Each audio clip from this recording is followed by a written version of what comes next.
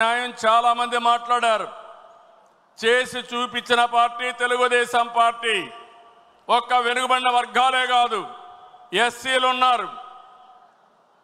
ఎన్నో సంవత్సరాలుగా ఆందోళన చేస్తూ ఉంటే మాలా మాదిగా కేటగరైజేషన్ ప్రవేశపెట్టిన పార్టీ 1996లో ప్రవేశపెట్టిన పార్టీ తెలుగుదేశం పార్టీ.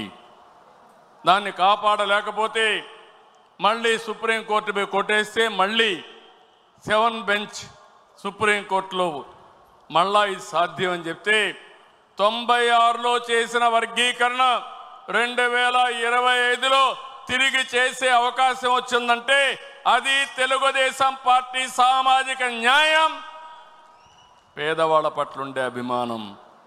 ఇలాంటి చాలా చేశాం. ఇది కాకుండా సెన్సస్ తీస్తున్నారు క్యాస్ట్ వారిగా. ఇది రైట్ డైరెక్షన్. నేను కేంద్రాన్ని అభినందిస్తున్నా.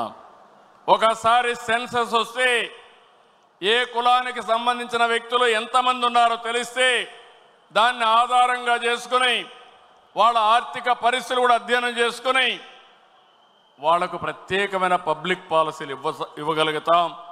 దీనివల్ల ఎంతో మేలు జరుగుతుంది.